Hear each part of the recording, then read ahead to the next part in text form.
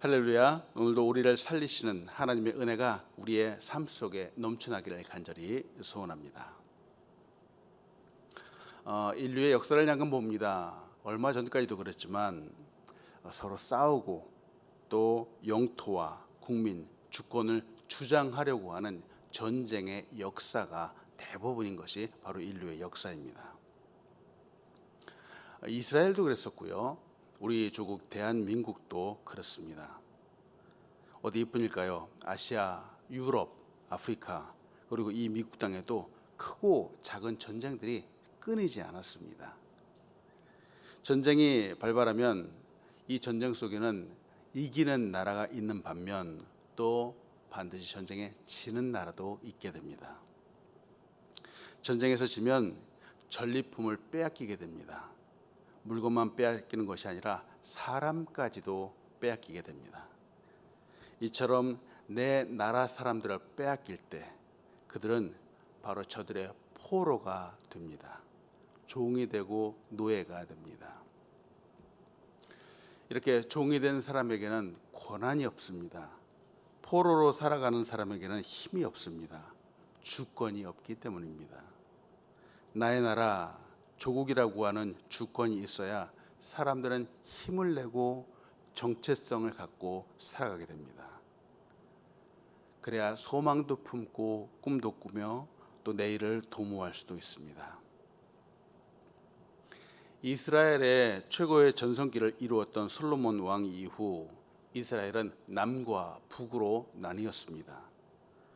북이스라엘은 대략 BC 922년부터 722년까지 약 200여 년간 19명의 악한 왕들이 다스리면서 불신앙의 길을 걸었습니다.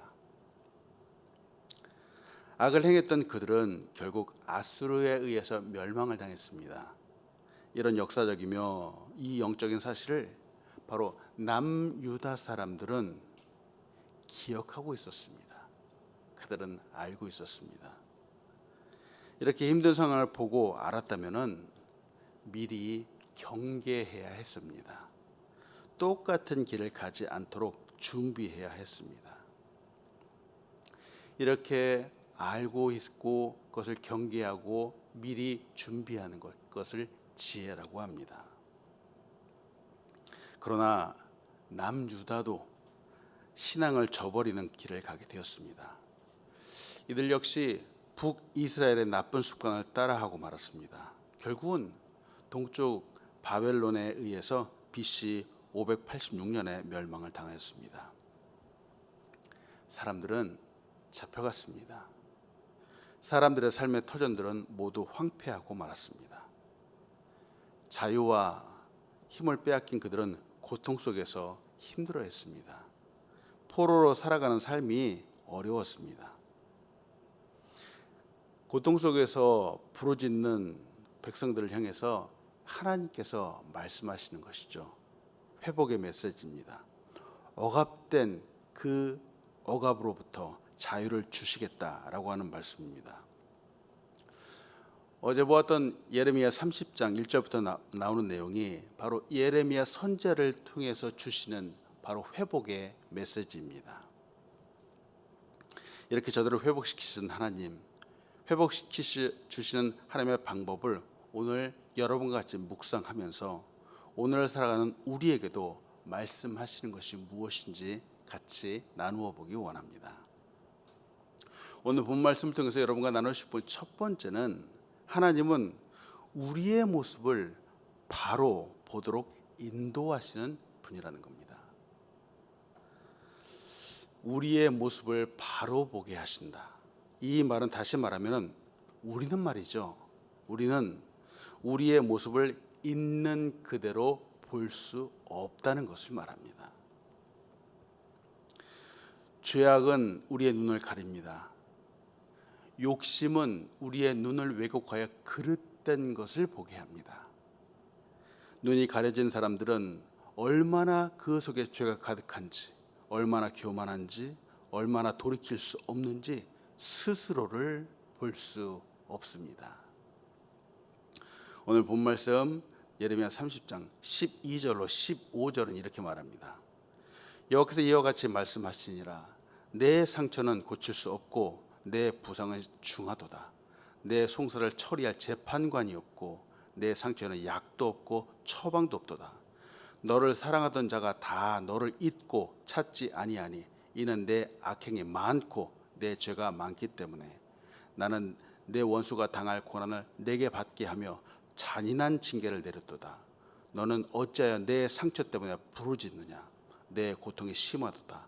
내 악행이 많고 내 죄가 허다함으로 내가 이 일을 너에게 행하였느니라. 무섭습니다. 사람들은 자신의 상황, 상태 또한 조건들을 잘 알지 못합니다. 상처가 분명히 있습니다. 분명히 있고 부상도 당한 것 같습니다. 그런데 이 상처를 고칠 수 없고 또한 부상의 정도도 알 수 없습니다. 약도 없습니다. 처방도 없습니다. 이유는 죄악 때문입니다. 죄는 우리의 눈을 멀게 합니다. 죄는 감각도 무뎌지게 합니다. 성경에 나와 있습니다. 양심에 화인을 맞았다라고 하는 표현이 나옵니다. 마치 양심에 화인을 맞은 것처럼 느끼지 못하게 만듭니다. 이것이 죄악의 특징입니다. 사람들은 상처 때문에 아픈 것인데 이 상처 때문에 아픈 이것이 마치 내가 무엇이 부족해서 그런 것처럼 마치 채워지지 않아서 그런 것처럼 느껴서 정작 다른 세상의 것들로 나의 내면을 채우려고 노력한다는 것이죠. 사람들은 누구나 행복하기 원합니다. 그러나 진정한 행복은 그리스도의 은혜와 사랑으로 채워져야 합니다. 하나님의 은혜로 치유되어야 합니다. 그러나 세상에서 추구하는 행복은 부와 성공과 소유에 있는 것처럼 착각하고 살아가게 됩니다. 이것만 있다면, 사람들이 말하는 이것만 있다면 내 안에 상처와 부상이 다 치유될 것처럼 생각을 합니다. 그래서일까요? 세상에서 어느 정도 성공했다라고 하는 사람들의 결국은 나중은 다 공허함 때문에 방황하게 된다는 것입니다. 내면의 상처와 잴 수 없는 큰 마음의 부상으로 인해서 사람들은 여전히 괴로운 삶을 살아가게 됩니다. 이러한 사람들의 모습, 이러한 나의 모습을 바로 보게 하시고 바른 길로 인도하시는 분이 계십니다. 정작 나 자신은 볼 수 없지만 나의 주변의 상황도 바로 보고 계신 분이 계십니다. 바로 하나님이십니다. 사람들은 세상의 다른 방법으로 자꾸 채우려고 노력하지만 가장 정확하게 보시고 바르게 치유하시는 분이 바로 하나님이십니다. 저는 이 오늘 본문 말씀을 묵상을 하면서 저의 옛날의 모습을 한번 생각을 해보게 되었습니다. 저는 과거에 하나님을 알지 못했었을 때 세상적인 기준으로 보면은 어떤 큰 범죄를 저지르거나 타인을 괴롭히거나 거짓을 행하지 않는 삶을 살았습니다. 이런 나를 보면서 나름대로 내 양심으로 그냥 내 생각으로 그래도 이 정도면 바르게 살고 있지 않나 하고 생각을 했습니다. 이 정도면 괜찮게 살고 있는 것 같네 라고 생각을 했습니다. 세상의 착각도 자유라고 말입니다. 정작 나 자신의 내면은 하나도 보지 못하면서 내 나름대로 생각을 했습니다. 하나님께서 이런 나를 보셨을 때 얼마나 기가 막히셨을까요? 제가 예수님을 믿고 나서 내 안의 죄악과 상처를 보게 되면서 참 이토록 큰 죄악, 큰 상처, 정말 내 힘으로는 볼 수도 없으며 내 힘으로는 치유할 수도 없다라는 것을 깨닫게 되면서 정말 하나님 앞에 무릎을 꿇게 되었습니다. 오직 하나님의 말씀과 은혜와 사랑이 저를 다시 일으켜 주심을 보게 되었습니다. 이사야서 59장 1절로 2절은 우리에게 이렇게 경고합니다. 여호와의 손이 짧아 구원하지 못하심도 아니요 귀가 둔하여 듣지 못하심도 아니라 오직 너희 죄악이 너희와 너희 하나님 사이를 갈라놓았고 너희 죄가 그의 얼굴을 가리어서 너희에게서 듣지 않으시게 함이니라. 이스라엘 백성들에게 고칠 수 없는 상처가 있고 아주 중한 부상이 있었습니다. 결국 이 상처와 부상은 죄악으로부터 왔습니다. 우리 영혼에 있는 상처와 부상도 바로 죄악으로부터 옵니다.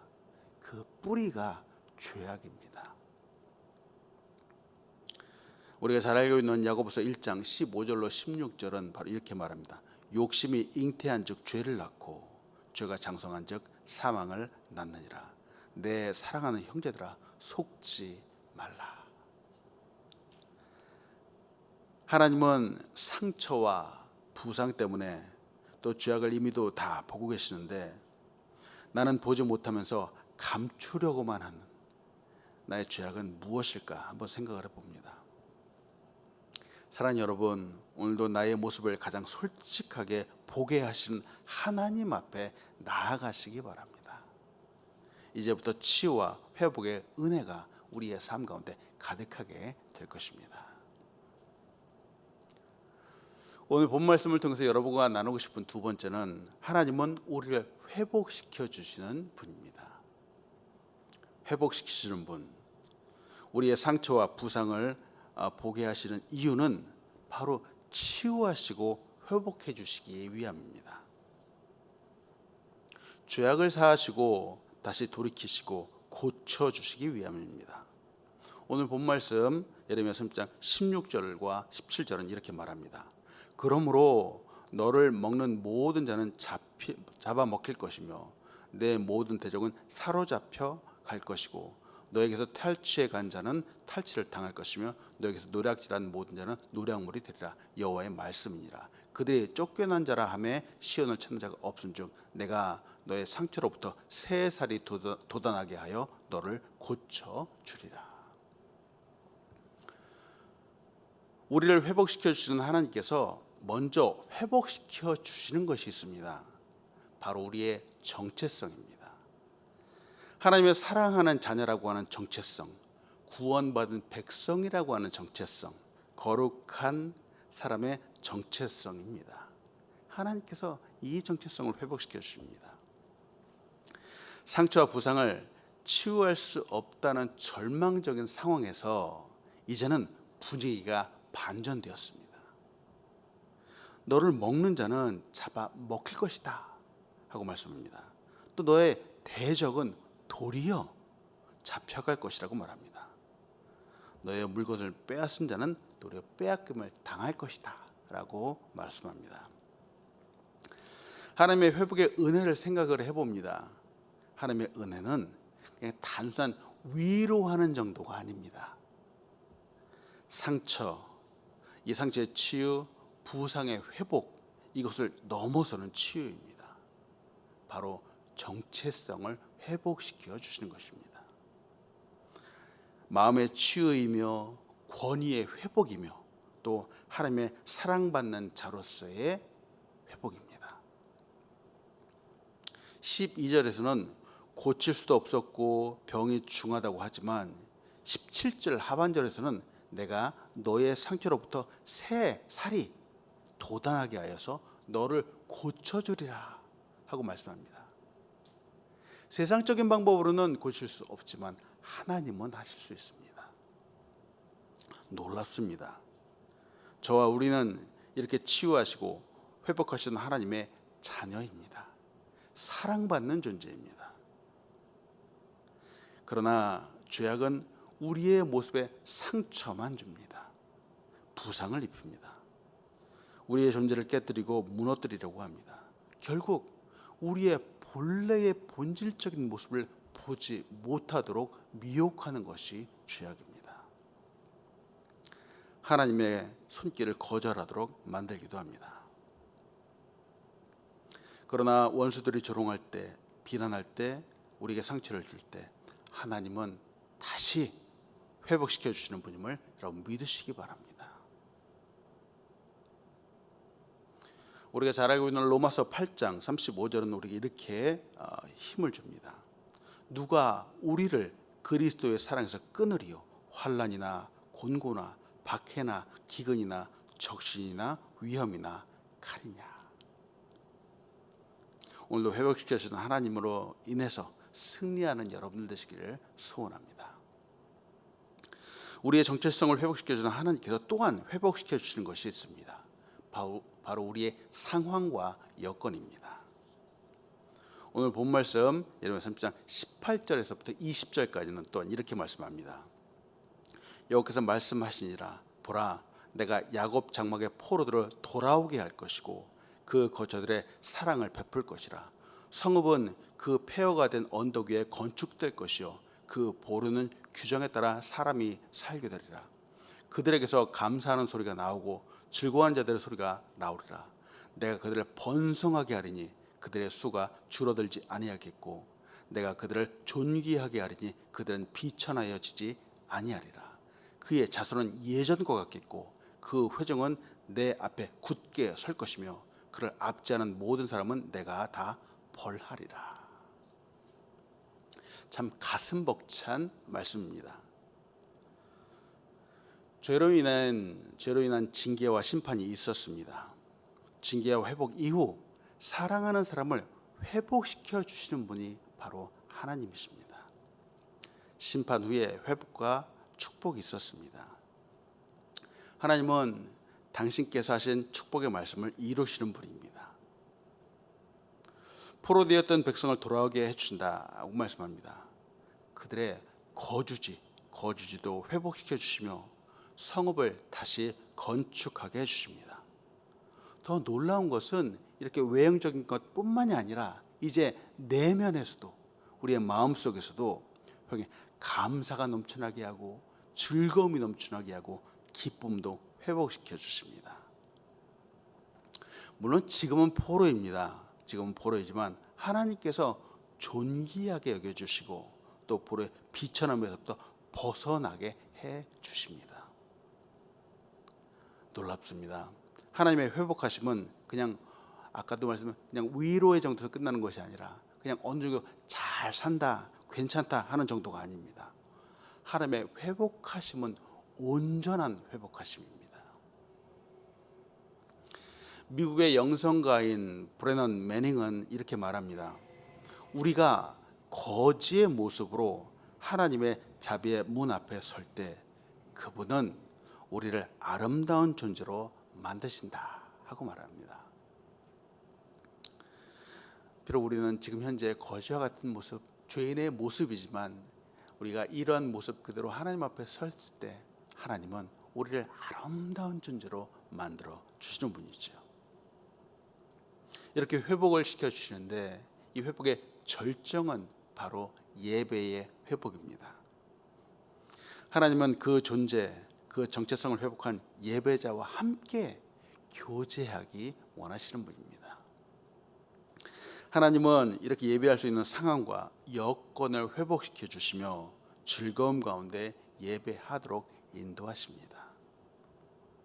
이때 하나님은 우리의 찬양과 영광과 존귀를 받으시는 아버지가 되시고 우리는 사랑을 받고 은혜를 받는 그분의 자녀가 됩니다. 아름다운 관계입니다. 친밀한 관계, 사랑하고 사랑받는 관계입니다. 오늘 본문의 20절에 등장하는 회중이라고 하는 이 단어는 히브리어 에다에서 번역된 말입니다. 이는 종교적인 예배를 위해서나 혹은 전쟁과 같은 어떤 정적 목적에 따라서 특별하게 구별되어 모이는 사람들을 말합니다. 이들은 포로로 지내는 동안 잃어버렸던 예배, 하나님의 선민으로서의 정체성을 회복한 그런 약속의 말씀 가운데 서 있습니다. 이스라엘 백성의 원래의 모습은 예배하는 민족이었습니다. 출애굽하면서 하나님께서 이들에게 원하셨던 모습은 바로 예배자의 모습입니다. 출애굽기 33장 9절로부터 10절까지는 이렇게 말합니다.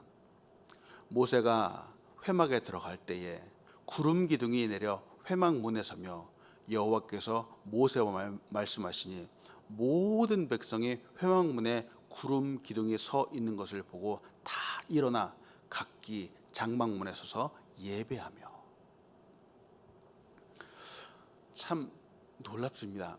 여기서 말하니까 모든 백성, 이스라엘의 모든 백성이 다 일어나서 각자의 처소에서 하나님을 예배하였다. 모든 백성이 하나님을 예배하였다라고 기록합니다.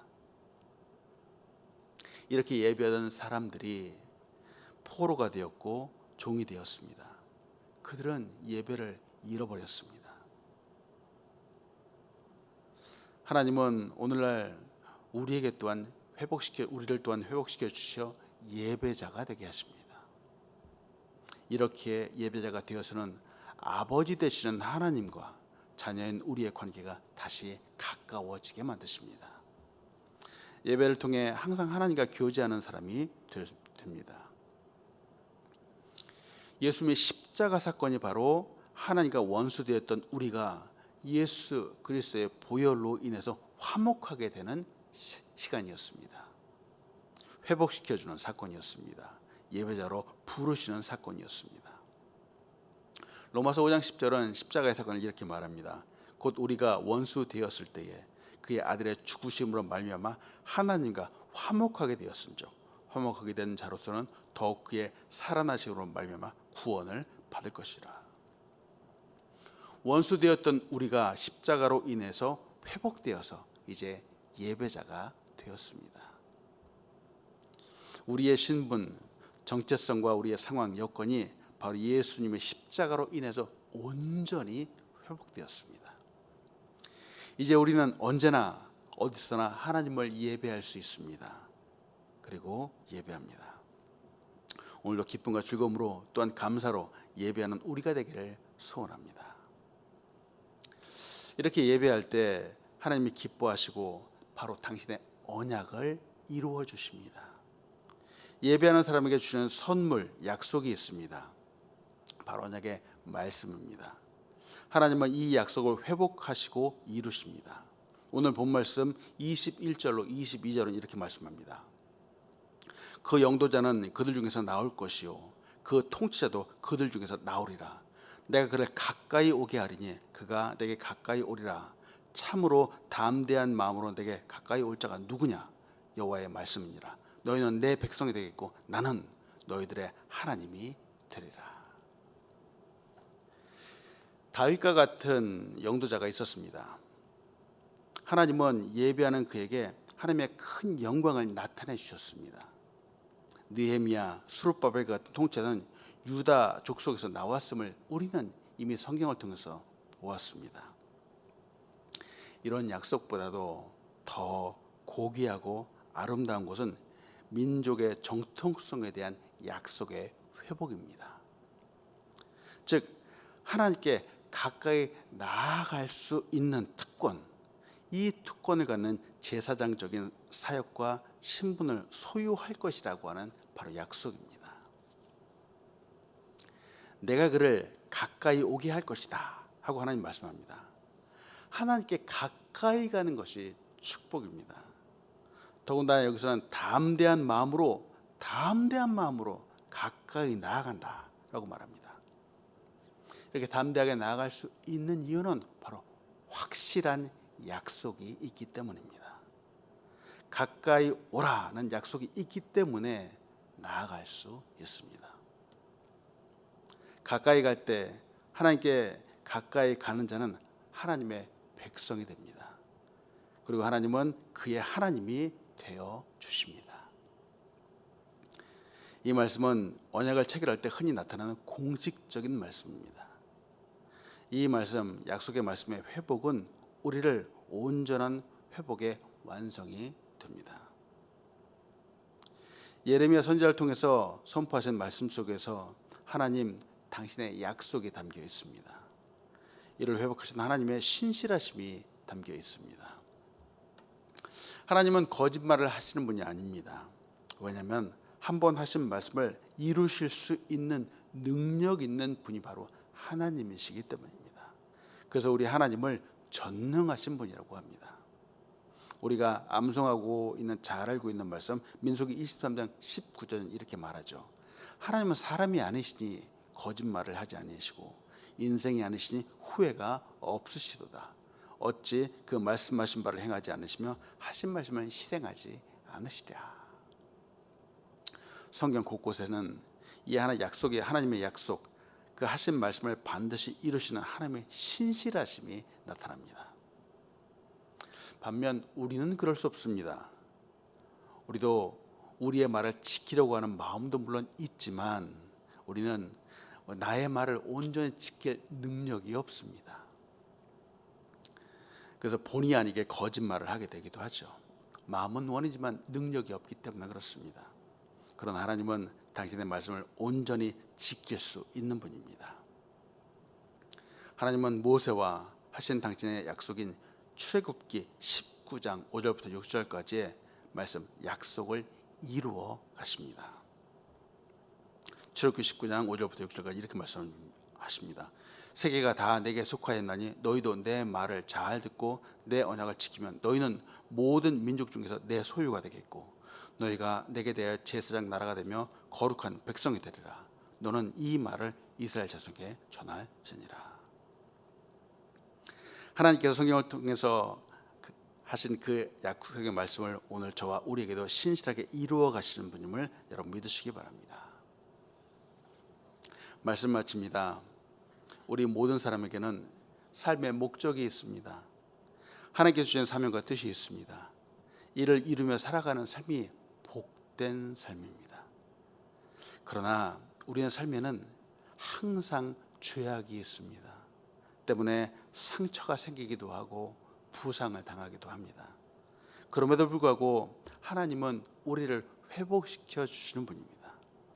당신의 자녀가 되도록, 당신의 백성이 되도록 회복시켜 주십니다.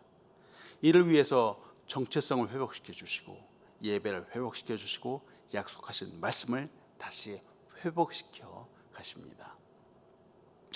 이렇게 상처가 치유되고 부상이 치유되고 난 후 이전에 온전한 모습으로 회복되어 살아가는 사람이 참 멋있는 사람입니다. 저는 아직 가보지 못하였지만 미국의 유명한 관광지인 그랜드 캐년이 있습니다. 그것을 방문하는 모든 사람이 이 자연의 장엄함 앞에서 큰 감탄사를 쏟아낸다고 합니다. 그런데 이 그랜드 캐년의 장엄함은 사실은 상처를 통과한 웅장함입니다. 수천 년의 시간과 자연의 현상 앞에서 땅이 쓸려 나가고 바위가 깨지기도 하며 만들어진 광경이 바로 오늘의 그 모습입니다. 사람들은 이 모습을 보면서 바로 감탄하죠. 경이로워합니다.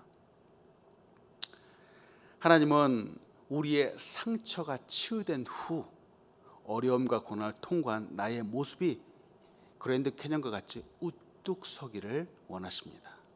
거룩한 예배자가 되기를 기뻐하십니다. 이를 위해서 십자가의 보혈로 우리를 회복시켜 주십니다. 죄의 포로였고 죄의 종이었던 우리를 온전히 회복시켜 주시어서 이제는 하나님의 아름다운 자녀로 삼아 주십니다. 사랑하는 여러분, 오늘도 승리하시고 과거 이 모든 상처가 오히려 큰 영광이 되는 축복을 경험하시기를 간절히 소원합니다. 함께 기도하겠습니다.